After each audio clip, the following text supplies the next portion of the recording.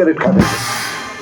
তোমার বিশ্বাস হোক আর না হোক, ম্যাচ আছে, কথা কয় না, বিড়ি খান ম্যাচ নাই কাছে নাই গো।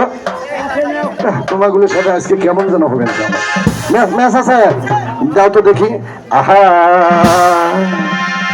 পিঞ্জর খুলে দিয়েছি, আহা যা কিছু কথা ছিল বলে দিয়েছি, যাবে যাবে যদি যা এই যে দেখো পিঞ্জর খুলে দিয়েছি।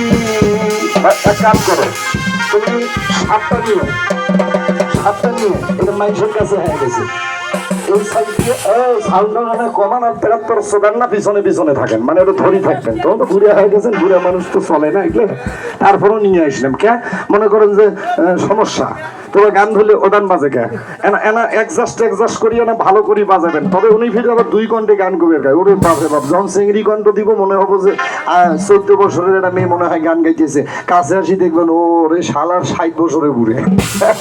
আমার কাছে খুব ভালো লাগে ওনার ওই মেয়ে কণ্ঠের গানটা। গান তো বাড়ি কোন জায়গায় ওনার জানেন? রংপুরে। রংপুরের কিছু ভাওয়াইয়া গান আছে না চাচা, ওই যে 2 কণ্ঠে মানে নায়ক নায়িকা অভিনয় করি কয়, এই গানটা উনি সুন্দরভাবে আপনাদের মাঝে গাইতে পারে। ভাওয়াইয়া গান চলবেন না?